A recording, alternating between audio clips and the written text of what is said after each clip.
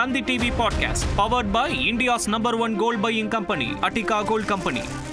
27 வருஷத்துக்கு அப்புறம் இந்திய பிரதமர் ஒருவர் நமீபியா போயிருக்காரு. நமீபிய தலைநகர் விண்ட்ஹோக் போன பிரதமர் நரேந்திர மோடிக்கு அங்க பாரம்பரிய முறைப்படி உற்சாக வரவேற்பு அளிக்கப்பட்டது. நம்ம பிரதமரும் சும்மா இல்லைங்க, அந்த இசைக்கருவியை வாசிச்சு வைப் பண்ண வீடியோலாம் இப்போ வைரலா போயிட்டு இருக்கு. நமீபியாவோட உயரிய விருதும் அவருக்கு வழங்கி கௌரவிக்கப்பட்டிருக்காரு. இந்த 5 நாடுகள் பயணத்தில் மட்டும் பிரதமர் மோடிக்கு வழங்கப்படும் 4வது விருது இது. மனுஷன் அவார்டா வாங்கி குவிச்சிட்டு இருக்காருங்க. இது வரைக்கும் எவ்வளோ தெரியுங்களா? மொத்தம் 27 அவார்டு கிடைச்சிருக்கு பிரதமர் மோடிக்கு. சரி, coming back to our topic. பிரதமர் மோடியுடைய இந்த பயணத்தை ஒட்டி தனி கவனம் பெற்றிருக்கும் கனிம வளம் நிறைந்த நமீபியா இந்தியாவுக்கு ஏன் முக்கியம் என்பதை பற்றி தான் இந்த தொகுப்பில் விரிவாக பேச இருக்கோம். இது தந்தையின் பாட்காஸ்ட் வழங்குவதற்காக நான் பார்த்திபன். நமீபியா ஆப்பிரிக்காவில் பாலைவனம் கடலில் சேரும் ஒரு தேசம். அயன் படத்தில் நெஞ்சே பாடல் ஞாபகம் இருக்கா? அதே இடம்தான்.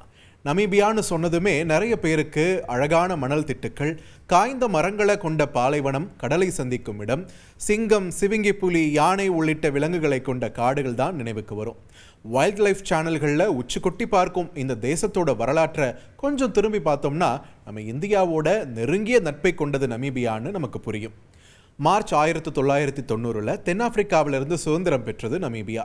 நமீபியாவோட இந்த சுதந்திரத்துக்கு இந்தியா எப்படி உதவி பண்ணுச்சு என்பதை அப்போதைய தென்மேற்கு ஆப்பிரிக்க மக்கள் அமைப்போட தலைவராக இருந்த சாம் நுஜோமா தன்னோட சுயசரிதையில் விவரிச்சிருக்காங்க. அதாவது நமீபியா தேசிய விடுதலை இயக்கத்துக்கு கடினமான நேரத்தில் இந்தியா உதவி பண்ணியிருக்கு. நமீபியா சுதந்திரத்தில் இந்தியாவோட பங்கு மிக முக்கியமானதுன்னு நெகிழ்ந்திருக்காரு சாம் நுஜோமா. தென்னாப்பிரிக்காவோட நிறவெறி படைகளுக்கு எதிரான நமீபியாவோட விடுதலை போராட்டத்துக்கு இந்தியா ராஜதந்திர உதவிகளை வழங்கியிருக்கு. வரலாற்றில் இந்தியாவும் நமீபியாவும் மிக நீண்ட பழமையான நட்பை கொண்டிருக்கிறோம். கடந்த 2021 இந்தியா 30,000 கரோனா தடுப்பூசிகளை நமீபியாவுக்கு இலவசமாக வழங்குச்சு.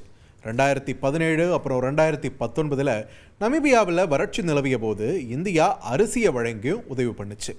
இந்தியா நமீபியா இடையே சிவிங்கி புலி உறவும் ரொம்பவே முக்கியமான ஒன்று. இந்தியாவில் அழிந்து போன சிவிங்கி புலியை உயிர்ப்பிக்கும் திட்டத்தை மத்திய அரசு கொஞ்சம் வருஷத்துக்கு முன்னாடி முன்னெடுத்தாங்க. அப்போது ஆப்பிரிக்க சிவிங்கி புலிகளை வழங்கியது நமீபியா. இப்படி ஆப்பிரிக்காவில் இந்தியாவுடனான நட்பில் பிணைந்த தேசத்திற்கு பிரதமர் மோடியோடைய பயணம் தனி கவனம் பெறுகிறது. பிரதமர் மோடியோட குளோபல் சவுத்கான இந்த பயணத்தில் இறுதி கட்டமாக தான் நமீபியாவுக்கு போனார். நமீபியாவுக்கு 27 வருஷத்துக்கு அப்புறம் ஒரு இந்திய பிரதமர் பயணம் செய்கிறார் என்பதே இங்கே முக்கியத்துவமாக பார்க்கப்படுது. இதுக்கு முன்னாடி 1998 அப்போதைய பிரதமர் வாஜ்பாய் நமீபியா பயணம் மேற்கொண்டிருந்தார். இப்போ நமீபியா போயிருக்கக்கூடிய பிரதமர் நரேந்திர மோடி அந்த நாட்டு அதிபர் நெட்டும்போ நந்தி நைத்வாவை சந்தித்து பேசியிருக்காரு. அப்போது டிஜிட்டல் தொழில்நுட்பம், பாதுகாப்பு, விவசாயம், சுகாதாரம், கல்வி மற்றும் பல முக்கியமான கனிம விவகாரங்களில் ஒத்துழைப்பு தொடர்பாக பேசியதா பிரதமர் நரேந்திர மோடியை தெரிவிச்சிருக்காரு. பேச்சுவார்த்தைக்கு பிறகு 2 தரப்புக்கு இடையுமான சுகாதாரம், மருத்துவம், பயோ எரிசக்தி, பேரிடர் எதிர்ப்பு உள்ளிட்ட பல்வேறு துறைகளில் ஒத்துழைப்பது தொடர்பாக 4 ஒப்பந்தங்களும் கையெழுத்தாகியிருக்கு. பிரதமர் நரேந்திர மோடி பேச்சுவார்த்தையில் கனிம வளங்கள் விவகாரத்தில் ஒத்துழைப்பு மிக முக்கியமான ஒன்றா பார்க்கப்படுது. ஆப்பிரிக்க கண்டம் முழுவதுமே வர்த்தகம், பாதுகாப்பு மற்றும் எரிசக்தி ஒத்துழைப்பு உறவுகளை ஆழப்படுத்தக்கூடிய நடவடிக்கைகளை இந்தியா தொடர்ந்து மேற்கொண்டு வருகிறது. அந்த வகையில் தான் இந்த நமீபிய பயணமும் அமைஞ்சிருக்கு. நமீபியா கனிம வளம் கொட்டி கிடக்கும் ஒரு ஆப்பிரிக்க தேசம். இன்னைக்கு பேட்டரி தயாரிப்பு, செல்போன் தயாரிப்பு, கார் தயாரிப்பு, இராணுவ தளவாடங்கள் தயாரிப்பு, மருத்துவ உபகரணங்கள், போர் விமானங்கள்னு லிஸ்ட் பெருசாக போயிட்டு இருக்கு. இதெல்லாம் தயாரிக்கிறதுக்கு அரிய வகை கனிமங்கள் மிக மிக முக்கியமாக இருக்கு. இந்த மாதிரியான சூழலில் போரில் ஆதரவை தீர்மானிக்கும் சக்தியாகவும் வர்த்தக போரை நிறுத்தும் சக்தியாகவும் கனிம வளங்கள் இருப்பதை நம்மால் தினம் செய்திகளிலேயே பார்க்க முடியுது. ரஷ்யாவுக்கு எதிரான போரில் யுக்ரைனுக்கு உதவி அளிக்க அந்த நாட்டோட கனிம வள ஒப்பந்தத்தை செஞ்சிருக்காரு அமெரிக்க அதிபர் டொனால்ட் ட்ரம்ப். அதே வேளையில் இறக்குமதி பொருட்களுக்கு அதிக வரின்னு ட்ரம்ப் சீனாவோட வர்த்தக போரை தொடங்கினார் இல்லையா? அதே வேளையில் ட்ரம்ப்புக்கு செக் வைக்க அமெரிக்காவுக்கான அரிய வகை கனிமங்கள் ஏற்றுமதியை நிறுத்துச்சு சீனா. தொடர்ச்சியாக இது அமெரிக்காவில் உற்பத்தியை பாதிக்கும்னதும் சீனா கிட்ட பேசின ட்ரம்ப் எங்களுக்கு கொஞ்சம் கனிம வளங்களை அனுப்புங்களேன் அப்படின்ற கேட்கக்கூடிய சூழலையும் இது உருவாக்குச்சு. அதாவது ட்ரம்ப் தொடங்கிய வர்த்தக போருக்கு தன்னோட அரிய வகை கனிமங்களை கொண்டு செக் வச்சது சீனா. இன்னும் அரிய வகை கனிமங்கள் விவகாரத்தில் சீனாவோட பிடியில் அமெரிக்கா சிக்கியிருக்கும் சூழல் தான் இருக்குது. ஸோ இந்த மாதிரியான சூழலில் அரிய வகை கனிமங்கள் உலக இயக்கும் சக்தியாக உருவாகி வருதுன்னு சொன்னால் அதுக்கு மாற்று கருத்தே கிடையாது. சீனா கனிம வளங்களை ஏற்றுமதி செய்கிறதில் கொண்டு வந்திருக்கக்கூடிய கட்டுப்பாடுகள் இந்தியாலையும் உற்பத்தியை பாதிக்கும் சூழலை உருவாக்கிட்டு வருது. இதன் தொடர்ச்சியாக தான் மாற்று வழியில் அரிய வகை கனிமங்களை பெறுவதில் இந்தியா தொடர்ந்து தீவிரம் காட்டிட்டு வருது. அந்த வகையில் ஆஸ்திரேலியா கிட்ட கனிமங்களை வாங்க இந்தியா பேசிட்டு வர்றதாகவும் தகவல்கள் வெளியாகி இருக்கிறது. இப்போ உற்பத்தி கேந்திரியமாக விளங்கி வரும் இந்தியா செல்போன், கணினி, மின்சார வாகன தயாரிப்புகள் இது எல்லாத்துக்குமே அரிய வகை கனிமங்களை கைவசம் வச்சிருப்பது மிக மிக அவசியமான ஒன்றாவே இருக்கு. அந்த வகையில் நட்பு நாடான நமீபியாவில் சுரங்க தொழிலில் முதலீடுகளை அதிகரிக்கவும் இந்தியா திட்டமிட்டு வருது.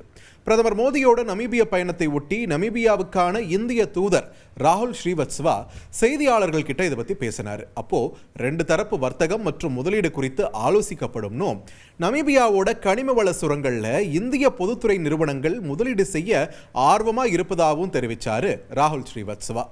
இன்னைக்கு நமீபியா உலகின் 3வது மிகப்பெரிய யுரேனியம் உற்பத்தியாளராக இருக்கின்றத நாம் ரொம்பவே கூர்ந்து கவனிக்க வேண்டியது அவசியமாகுது.